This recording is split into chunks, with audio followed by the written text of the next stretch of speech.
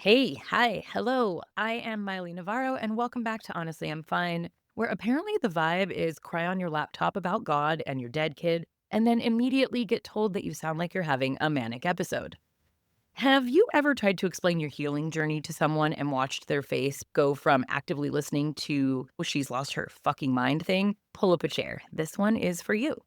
But before we get into my kitchen being turned into a low budget theology debate scene, I want to check in on that little rebellion that we started in episode one.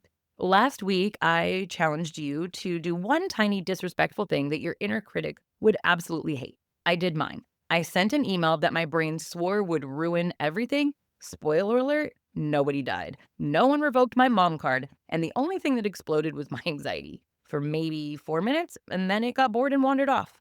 So if you did your thing, I am so proud of you. If you didn't, you can still lie to your inner critic and do it this week. That girl does not know what day it is. Let's set the scene for this week's conversation. Picture this. I am at my table, laptop open, still high off the inner critic epiphany from episode one. I'm typing like my fingers are on the treadmill, ugly crying in tears, mascara doing a slow death down my cheeks. I look like my dog died again. Kingston's dad walks into the room, takes one look at me, and says, "What is your deal?" Which is such a calm way for a man to say, "Why are you leaking out of your face in the middle of the night?" So I tried to explain it, but badly. I just realized some stuff about that voice in my head, about what Kingston was actually trying to say to me, and about God and the afterlife, and how all of this isn't random. And he cuts me off. "You're being too much. You sound bipolar, like you're on a manic episode." Now, context, he actually has his own diagnoses. He knows what an episode looks like. I've seen him in them. No sleep, racing thoughts, risky choices, and then crash. So when he throws that label at me, my first reaction is, "Oh, okay, projection much?" But my second reaction, the one from that little bitch in my head, "See, you are crazy, Miley. And this is what you get for talking about angels and God and signs and telling perfect strangers that you talk to your dead kid. Everyone thinks you belong in a straitjacket." So now we've got three people in the room: him, me, and my inner Regina George, and she is giving him a full on standing ovation. And listen, it's not like my ex is coming from some neutral, enlightened place. This man on paper is Catholic, hardcore, baptized, confirmed, did all of the paperwork. In real life, in the 12 years that we've been doing this rodeo, I have watched him voluntarily go to church exactly one time in a Catholic church. One time. And for context, it was literally for a baptism. We didn't actually go to mass. I've been to Starbucks more times this week than I have seen him attend church in the 12 years that I've known him. We actually fought for years about baptizing the kids Catholic. The church was like, "Sure, just take these classes, become Catholic, learn the rules." And I was like, "Fuck no, absolutely not. I'm already in one cult. It's called American Motherhood. I will not be joining another." So we argue about sacraments and Latin and which brand of God is the real one. And this man who has not seen the inside of a pew since Obama was in office is telling me that I'm the reason they're not Catholic. Cut to this morning, we literally prayed together over a job he really wanted. Together, we prayed, talked to God out loud. "Please let this come through if it's right." He gets on the call and immediately he is offered the job on the spot. Hangs up, looks at me, and we both go, "Thank you, God," like a little impromptu Catholic meets spiritual mutant duet. Fast forward a few hours to our kitchen fight, and I'm like, "Don't you believe in God?" And his answer, "I don't know." "I'm sorry, sir. You prayed to a God you don't know if you believe in, got exactly what you asked for 30 minutes later, and I'm the one who's crazy? Make it make sense." Between him and all of the other men in my life, if anybody is allowed to call anyone else crazy, it is definitely not going to be the ones who ignore every red flag, skip 12 years of church, and still expect front row seats to miracles. What do we do next? We argue, of course, for at least an hour about God, about the afterlife, about soul stuff, about whether I've had a spiritual awakening or just finally had the nervous breakdown that everybody was waiting for me to have in the first place. It was an incredible date night. Now, from his perspective, here's what he sees. He sees me go on this emotional roller coaster. He sees me go from shame to relief to rage to awe in the span of about 6 minutes. He hears me use words like healing journey and afterlife, soul evolution, soul contracts, and I tell him that I may have had some downloads from God. He hears me say that Kingston is still with me and that God's been talking to me my whole life, that everything I've been through is part of something so much bigger. To him, that sounds like, "I have discovered the truth and I am alone have chosen, and nothing is random and all of the lights are talking to me." Which, yeah, I mean, if you're not living inside of my body, that might be a red flag, or at least an orange one. But from my perspective, here's what's actually happening. I finally connected a series of dots that had been floating around in my head for decades. I have finally admitted that I have felt and seen God show up in my life more times than I can count and pretend I never saw it. I'm finally acknowledging that the stuff I told my kids about heaven and God and the signs and that love would never die, even if our bodies did, wasn't some bullshit story I was making up. No, I'm not high. I'm not out here trying to buy a boat. I'm just sitting on my couch feeling every feeling in my body all at once, trying to explain to somebody who has not taken this ride how I was able to go from God abandoned me to I have never felt more held without losing my mind somewhere in the middle. To him, it looks like I have just lost my mind. To me, it feels like I am finally finding it. Here's the best way that I can describe my relationship with God before Kingston died. Imagine spending your whole life saying, all I want is a nice guy who fucking cares about me, who is stable, who loves me, and who will always show up for me and never judge. Then an actual decent man appears. He texts back. He remembers your coffee order. He doesn't make you guess how he feels. He's just there. He just knows you. And you're like, ugh, boring. So you ignore him and you go chase the emotionally unavailable gym bro with 3 red flags and a SoundCloud. That was me with God. There were so many moments, actual specific, I should be dead right now moments, where looking back, I can see so clearly that something or someone stepped in to save me. The night I drove blacked out down the freeway and didn't kill anyone. The time I got out of a situation with a man that could have ended far worse than it actually did. The DUIs that could have turned into prison time or funerals and somehow didn't. The times that I've had no money, no plan, no support, and help came from places I didn't deserve and definitely didn't expect. You'd think at some point I would have gone, maybe somebody is looking out for me. Instead, I went, wow, I'm so lucky. And also, God, how dare you let my life be so hard? You clearly aren't doing your job and you have forgotten me. He was the boring, safe guy in the corner, and I was busy dating nonsense and then complaining that I kept getting hurt. Fast forward to Kingston's diagnosis. I am suddenly the CEO of spiritual communications in my house, and my job is to explain death to 2 kids under 10 who have just had the ground ripped out from underneath them. So, for a while, I was saying all of the things a good mom is supposed to say. There is a heaven, we will be together again. We will send each other signs and we'll know we're still around. Love never dies, it can't die. I said it with so much conviction. I said it with tears in my eyes, and I said it like I knew it. I said it like I believed it. Inside, I had no clue what was going to happen. Inside, I was making it up to make them feel less terrified. I had no idea that one day, sooner than I ever imagined, that I would be standing in a room with my son's body in my arms, and everything I said to comfort them would be the only thing keeping me from walking into traffic. People always ask, where were you when he died? What was it like? Like they're expecting a location, like I could drop a pin, like a hospital or a hospice space at home. No one really asks, what did the room feel like? Here's what it felt like. I'm holding my 9-year-old as his body shuts down.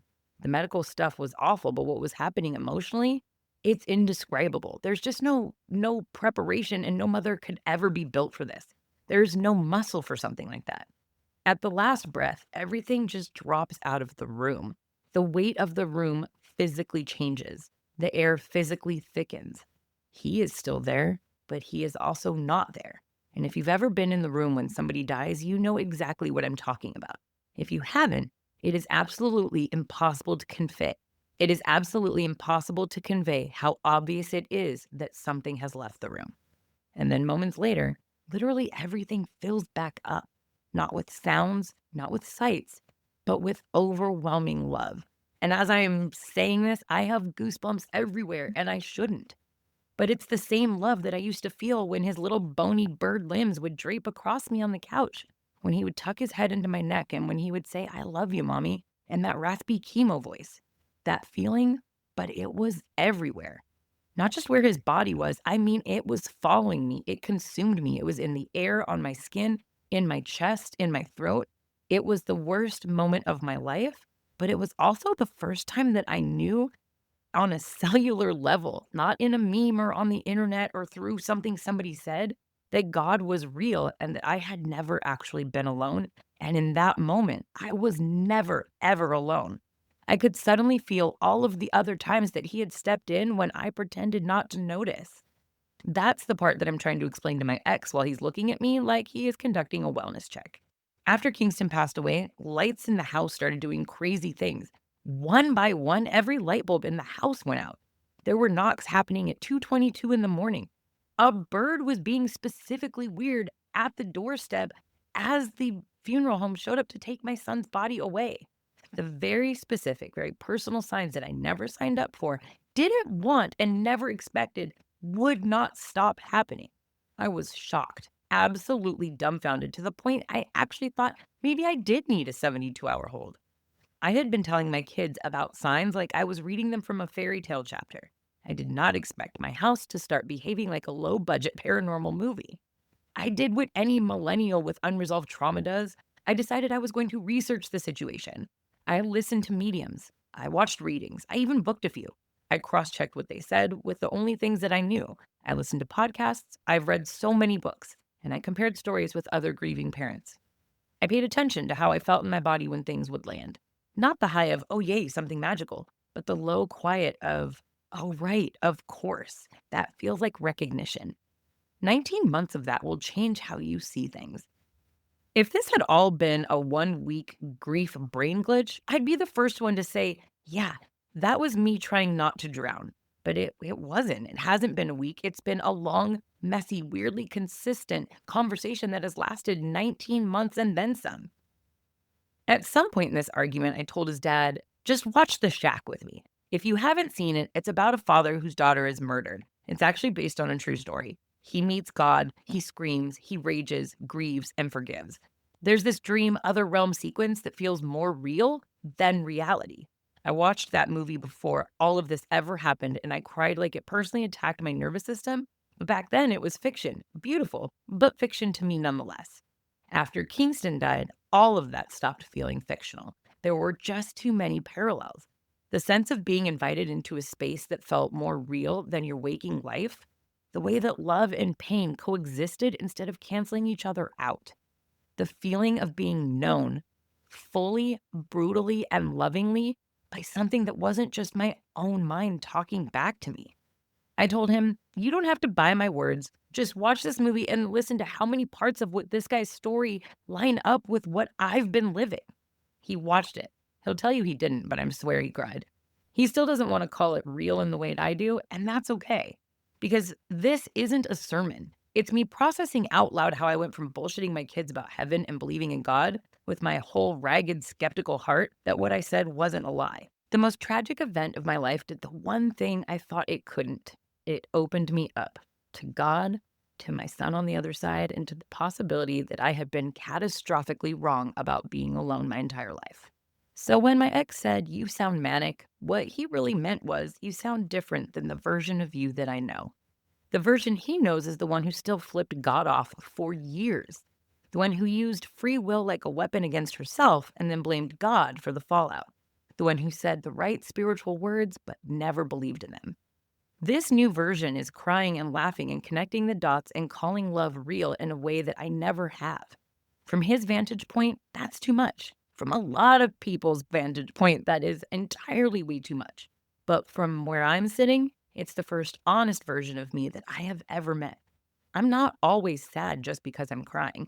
I still have days where I feel like I'm lying on the bottom of a pool looking up at everyone walking on the deck. Of course I do. But the high that I get from a sign or a message or a moment where I feel love and I feel God and Kingston so close that I could scream, that is not a manic episode. It is connection. It is overwhelming love. It is emotional, and I cry because I feel held and supported, not because I'm falling apart. If you have never felt that, it is so easy to define that as a delusion. But if you have, then you know exactly what I'm talking about. So let me say it plainly just one time so that you know where I stand. I do not believe that grief woke me up out of nowhere.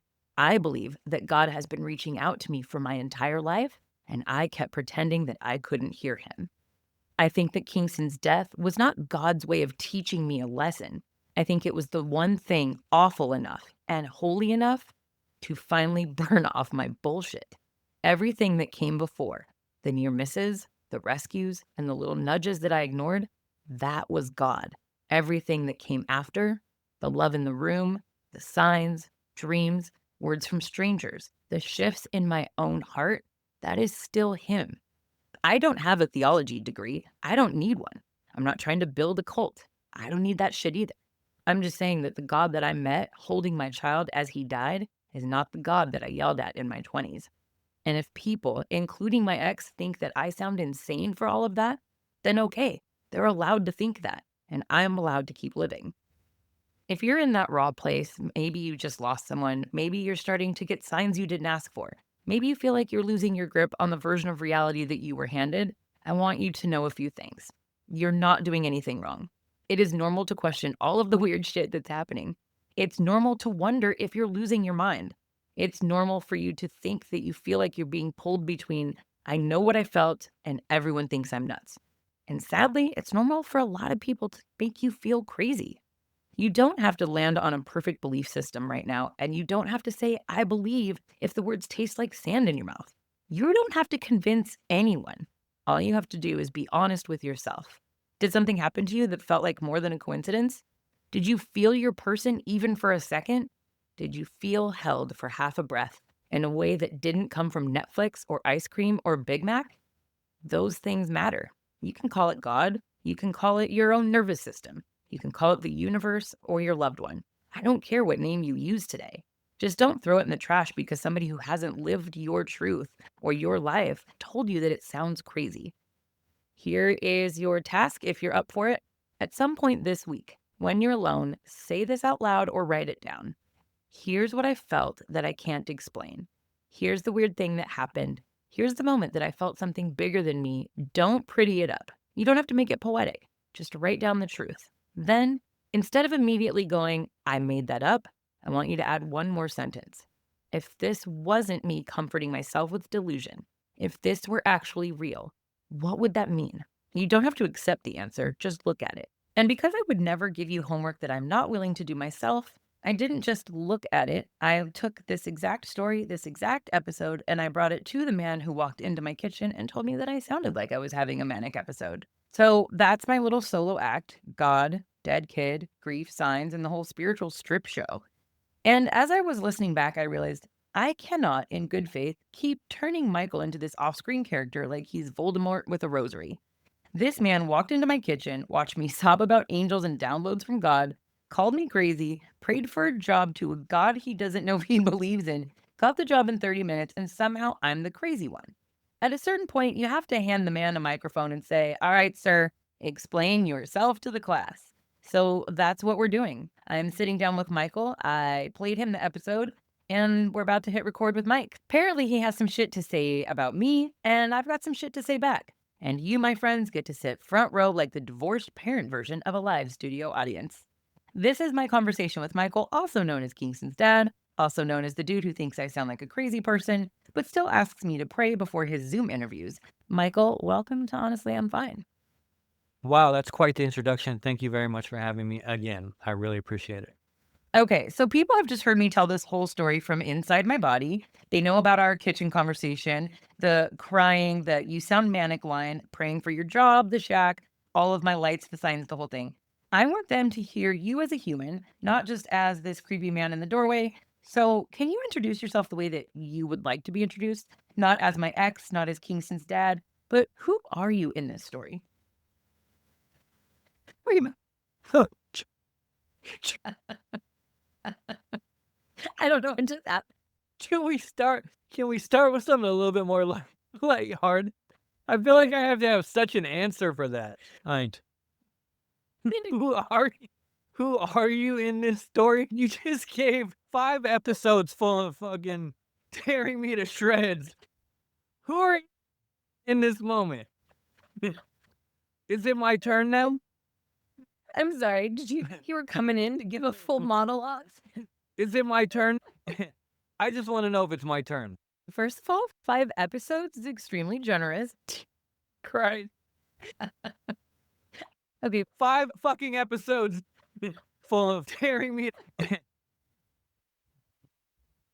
Till we Okay, start. it was like 1.5 episodes. So you just have a really low tolerance for being accurately described. Second of all, it's just like, welcome to my brain. This is literally what it sounds like in here all the time. I just wanna know if it's my turn. This isn't Michael Hour. Is This it You're just in here visiting without a helmet, all right? Miley, look. No, no, no. This is a court-mandated statement, and I'm just allowing the man who called me Manic to come in and try to redeem himself. Okay, right. So let me make my statement. Go for it. That's why I'm here on air to redeem myself. Okay. I love how men try to apologize like they're being nominated for an Academy Award. I may have sounded a little insensitive and judgmental. Yeah, I get that, but Sir, you told a grieving mother that she sounded insane because she said the word soul 2 times in a row. right, right, right. So, That but wasn't a little, that was a full-blown Yelp review look, to my sanity. but okay, you're doing it again. I promise, I'm really not trying to save the dysfunction for our private conversations. Then get on your podcast and practice But active listening. but you are on the podcast and you are practicing active listening, and I'm going to enjoy it. I just want to avoid a few things like protecting my neurosis, managing the audience's perception. Well, okay, well, welcome to your redemption arc, I guess. All right, great. So, No guarantees it works, but the attempt is definitely being recorded.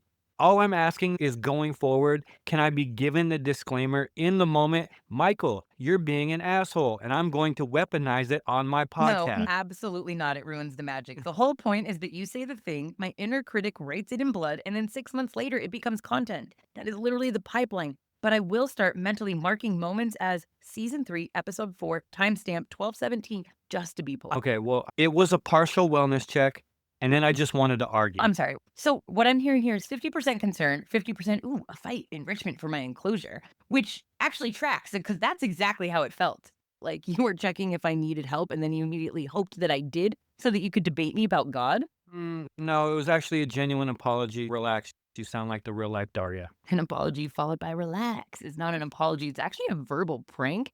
Also, being compared to Daria is the nicest thing anybody has said to me in 2026. So thank you so much. I will take that. You're welcome, and I have another compliment for you. Watching The Shack was a great experience. You're welcome. I'm honored that I could trick you into a spiritual experience via Hollywood. That's really the only way men accept God now. If there's a screenplay and a trailer and a hot chick in the movie. Wow, honestly, I was just saying I had a good time. Jokes aside, this is exactly why I wanted you to be here because this is what it's actually like. You say something completely wild, I spin on it for months, and underneath all of that, we're just two people who lost the same kid and are trying not to implode on each other. Are you implying that I'm an angry little man? I mean, I learned something the other night that I actually forgot. Anything under 5, you round down. I knew that was coming. I knew that was coming. I mean, at least something's coming around here, right? Why are you so red right now? You look like a man who just realized that this is not an actual conversation. It's really just me collecting evidence. Okay. All right. All right, buddy. We are back and we have collected ourselves, right? Yes, it helps if I understand the question, so I think we're tracking now. I'm going to start over since we went left field and we never got the answer from you. Michael, who are you in this story? I just don't know how to answer that. I really don't like it. Or we could just move on. I don't even want to know who you are anymore. Exactly. Stop asking me who I am. I feel like you don't even know, and that's why we're not getting anywhere. It's questionable. It feels like you're literally going around the question because you don't have an answer. Like, you don't know. I'm a Gemini. So it depends on the day. It depends on who you Yeah. ask and the day you ask. Okay. You are not some spiritually illiterate dude off the street. You grew up Catholic. Correct. You've Yep. meditated with Buddhists. Yep. You majored in philosophy. Mm-hmm. And you have literally sat in classrooms voluntarily asking, does suffering have meaning? Yes. Yeah, I mean, I'll give myself an introduction. I'm Kingston's father. I'm also your roommate. I am a philosophy and English major. That should probably disqualify you from calling anyone else dramatic, by the way. Fair enough. So you walked in, you saw me looking like a raccoon Mhm. who had just discovered God and Wi-Fi simultaneously. And your nervous system went, nope, I do not have the training for this. We are going to call in a professional. Right, but for the person listening to this, they don't really know about you and I. So when I was asked, are you okay? Or said you sounded manic, I wasn't trying to dismiss you. What actually came out was you sound manic. So it was like you tried to buy empathy, but then you accidentally added clinical diagnosis at self-checkout. I think I was honestly trying to anchor both of us back to some solid ground because everything felt like it was slipping away at that point. Answer noted. I don't feel like I had slipped anywhere. Since Kingston died, I have felt closer to God than I ever have in my whole life. So, okay, I'll talk about it backwards because I feel like a lot of people can relate if I back up a little bit and explain. I was never a church girl. I've been side-eyeing organized religion basically my entire life. I was never really tuned into God in the first place, you would think that I would just flip off God forever. You were the religious one when I met you. Catholic family, church, sacraments, all of that. And then our kid dies, and suddenly I'm the one drawn to God. And you kind of feel slightly like abandoned. Is that a fair assessment? Yeah, difficulty trusting God. I mean, he gave us a son, a beautiful son, and then took him away. So, I would assume that a religious person would lean into faith even more so. okay, it's a complicated question, obviously. So you're going to have to give me a minute. I felt like I was abandoned initially. But then the more I talked to people, the more they're like, you just need to lean into God. And at first, I was like, it's bullshit. What are you talking about, lean into God? You're not going through what I went through. And really, honestly, I didn't want to. I didn't feel like it was necessary. I felt like I needed to handle it from my own. And then I started to do it out of respect for people. I was like, okay, look, I'm going to lean into God and see what happens. And then I started to get some clarity. It was like, okay, God's more complicated than what I understand. And maybe it's not God taking away my son. I don't know. So again, I'm not trying to say God exists, God doesn't exist. That's not my point. I'm not trying to make sense of God through Kingston's passing, but I still don't understand how he could give us such a blessing and take it away. So I'm confused on the matter, obviously. How was that for you to watch me, somebody who was anti-religion before all of this happened, become so close to God in the worst moment of my life? What does that look like from your perspective? To see me leaning into God after losing him versus me flipping God off more, is that weird for you? Does it look crazy from the outside? What does that look like? Yeah, it looks like you're growing from your healing, and sometimes it feels like it's too much. It's a little bit of both. What part of what I had said that night was too much? All right. So when you started talking about soul contracts, I didn't understand what you meant by a soul contract because you never defined it for me. You just started going off on soul contracts as if I knew what you were talking about. So you never like said, I came to a belief about soul contracts because of this situation, and it was clear and defined for me. So I just hear soul contracts, soul contracts. At what point did you say, "Hey, Miley, what's a soul contract? You keep talking about it. What is it?" Or did you just jump right into, "You sound manic"? If you remember, you started telling me what a soul contract was. I said, you sound manic. And then I said, what do you mean by soul contract? First of all, if you Yeah. grew up Christian or Catholic, then you've probably already heard a version of soul contracts before. God has a plan for your life. You have a calling. God created you for a reason. Before I formed you in the womb, I knew you. All of it is basically saying that your life is not random and that there's a purpose for you. There's a path, and in some way, this was already decided or allowed on purpose. Yes. You've heard of karma, rebirth, that what you go through now connects to what came before and shapes what comes after. Yes. There's always this arc. Yes. Suffering isn't, oops, like some cosmic accident. It can be part of how you wake up. Right. But So soul contract language just shifts the camera angle. Instead of saying, God handed you this life and said, good luck, kid. It's more like your soul sat down with God or the universe or whatever you want to call that big thing that's in control or whatever and helped co-write your outline together. Do you understand what it is now, or shall I define it for the audience? please define it for the audience, and I would love a refresher. It's basically a blueprint that your soul signs off on with God before you come to this earth. A soul contract is a spiritual agreement that your soul makes before you're born about themes, lessons, who you're going to bump into, kids, partners, even the people who are going to destroy you. It's about what kind of experiences you're going to face, love, loss, addiction, illness, all of that stuff. And how are those meant to grow your soul? Boundaries, surrender, self-worth. Whatever your soul came here to learn. It doesn't mean that every detail is going to be scripted out. Free will is very much a thing. It's the idea that relationships and events in your life are intentional. They are on purpose at a soul level, even if at a human level, they feel like the worst thing that's ever happened to you. So when I talk about soul contracts with Kingston, with grief, or with this life, I'm saying that some of this may have happened for a reason because my soul and his soul, and yours included, agreed to go through this together as a way to enlighten our souls and to help us grow in ways that no other experience could. So instead of God gave you this cross, it's my soul and your soul agreed to play these roles so that we would both grow. Does that make sense? It makes sense, yes. I know that it can be too much for a lot of people. The only thing that I would say is that the questions make more sense than your answers. So when you start giving me your answer, I get worried because these answers are so grandiose. We experience Kingston passing on a very personal human level. It's very real to me. It's very tangible. When you get into your answers and you start assigning meaning, it gets extremely confusing to me. And I almost shut down. So when I'm talking about soul evolutions and soul contracts, all the stuff that could have been an elective in your metaphysics seminar, that warrants a wellness check. Like I said, when it starts slipping into what is real and what is not real, and when the ideas become more than reality, like reality is right in front of my face, soul contracts are not that night. I'm like, show me a soul contract in reality.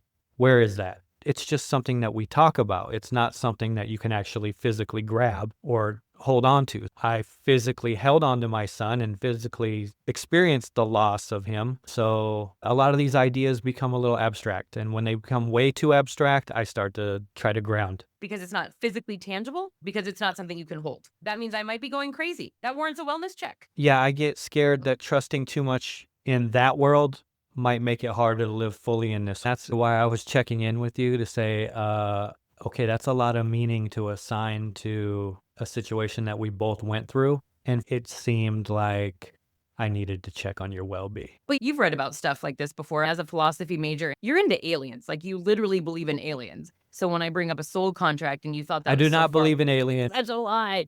Literally, I'm going to follow you I do around. And not believe in aliens. why are you denying it in public?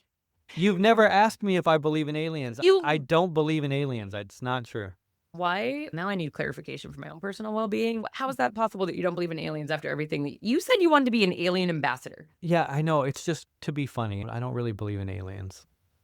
Really? Zuma thinks you do. I'm super she's gonna be sad. Okay. Well, shit. Back to what I was saying. For me, it's completely different. In his final days, final months with the kids, I started explaining to them, like, God is already waiting for you. He'll be there when it's time to go.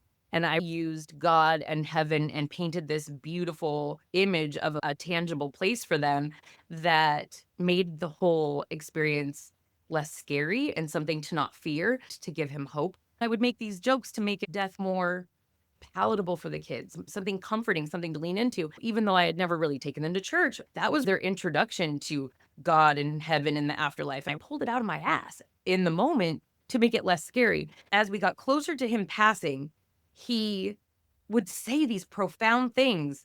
It's going to sound weird to say, but it didn't sound like it was coming from a 9-year-old little boy who was facing death. It sounded like if God could talk to you himself, that's where it was coming from. He would say something so wildly profound that I wouldn't understand how he would know to say something like that.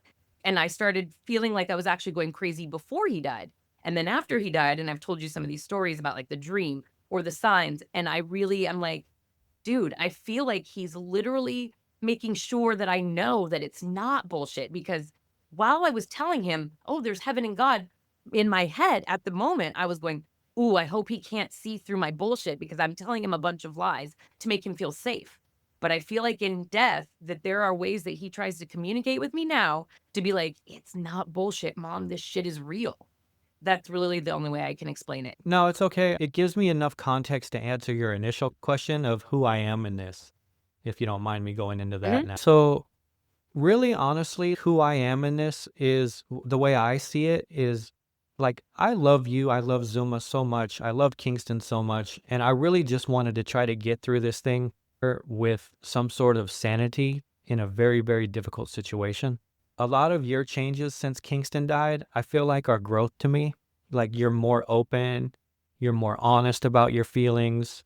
You've reached out to others who are hurting. And I feel like it opened you up to people more. Like, you were a very closed off person. You kind of like stayed to yourself a lot. I think that's so And so funny these because I literally signs, hate people. exactly, exactly. No, I still do. I Like, feel like I've seen you reach out to other families and other people going through this situation and paint the same narrative you painted the kids to them. Like, it's like you found something to get you through it and now you want to share it. that's where I start to get mildly defensive. It seems like you found something. Found something to what? Finish the sentence. It's like the signs or the spiritual connections, you found meaning in them and assigned meaning in your life that helped you cope and helped you get through it. So you don't believe it's real. No, that's not what I said. I can give you the answer to that question. Sometimes I worry when the signs or spiritual connections start to seem like the only thing holding you up. I get scared when it feels like you're not sleeping or eating or staying grounded because you're searching for messages instead of rest. Sometimes I just need to Whoa. sleep. When you make it sound like I stabbed doing seances. Like, what? No, no, no, no. It's not like that. It's when I check in with you, I'm like, "Okay, have you had a meal today?" Because you go through this is stuff that you learn. Like, I went through 6 months of therapy or however many months it was. It was a long time, right? And the things that they teach you is when you go through such a traumatic event, make sure you're eating, make sure you're showering, you're brushing your teeth, and it's not like your hygiene is a problem or anything like that, but I just wonder when I hear stuff like this, like, have you because you spent lots of sleepless nights going through this. Like, you spent Well, I'm trying it to kept you because up, I feel yeah, I feel like I have you mean before he died or since? both. I knew you were gonna say that. I personally, do you remember when you learned a new thing? Think of the last time that you learned something new and you're like, "I need to learn everything there is to know about it," and you dove into it. Have you ever done that? Yeah, all the time. For me, especially with ADHD brain, it's even more intense. So once I have found something where I'm like, "Oh my god, this is interesting. It makes sense, and it's making the unbearable bearable." I'm like, "Holy shit, I have to know it all." And so, yeah, if there were sleepless nights, it was really because I'm trying to make sense of things that were happening around me and in my life that wouldn't make sense unless this shit is real. If it's not real, then I feel fucking crazy. Because the stuff that has happened, light bulbs going out, or the tiny things. But I've had stuff I don't wanna get into it without other people being like, "This bitch has lost her mind," but, like, I've told you the Coca-Cola story where I grabbed a soda from the fridge, I went in my room to drink it, and it was warm as if it hadn't been in the fridge, and I was like, "What the fuck? Is my fridge broken?" It's like 3 o'clock in the morning. I go back to the kitchen, I dropped the fucking soda on the ground because I swear to God, I see Kingston standing in front of the refrigerator, and there's a Coca-Cola to the right of the refrigerator that was not there before that was ice cold.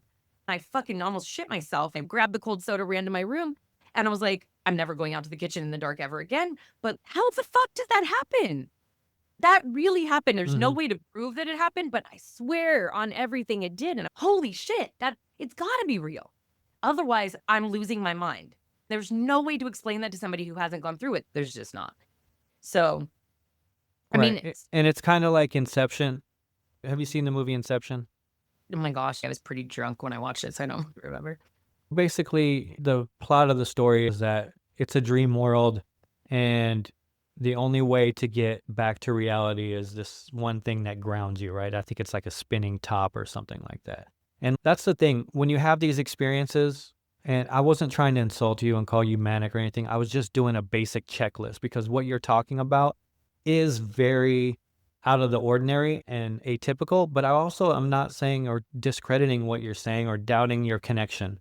So I just wanted to check the basic things like, hey, did you get some rest? Have you drank some water? Because water Did will you eat stop something visions. today? And Water stops eh, hallucinations. it can, yes, it can, it can. And every day she's like, "You're gonna become dehydrated and grief. Make sure you drink a bunch of water." It was like the only piece of advice my mom gave me after Well, sometimes that's the only thing you got. is, "Did you drink water?" Because you don't know what else to say. Some days it feels like that I'm trying to connect dots because the alternative is slightly unbearable. No, stop it. If I look at everything that's happened and I decide that it's all just random and a meaningless tragedy, if God did abandon you and God didn't save him, it could have all just been some meaningless tragedy. I would literally fall through the floor. It would be useless. So, on some level, yes, I am reaching for a type of meaning because I need something bigger than bullshit to lean on, or I won't make it. Where I disagree with you, though, is that the idea that comfort automatically means that it could potentially be fake. Sometimes comfort is anesthesia for sure, but sometimes comfort is also, oh, I finally stopped walking around blindfolded and lying to myself about everything I've always been connected to. If you look at my signs and you go, oh, that's her brain protecting her. I look at the same signs and I go, gosh, that's my brain finally admitting what I've been so afraid to look at for so long. Okay, so when we went to therapy, the therapist told us that we don't speak the same language, and I'm feeling that right here. I mean, you really thought that I was losing my mind there for a while. Yeah, I mean, that gets into our co-parenting journey and grieving next to you at the same time. It's been very complicated, but it's also what draws me to you at the same time. Yeah, it's confusing how that works. The last thing I would say, the one thing I like about your signs and stuff that you say about Kingston is that it feels like when you say it, that he's like in the other room and it doesn't feel like he's gone when you talk about him. So a part of me really envies that closeness. And like you pointed out, I don't always feel it. I just feel the hole sometimes, like a missing piece.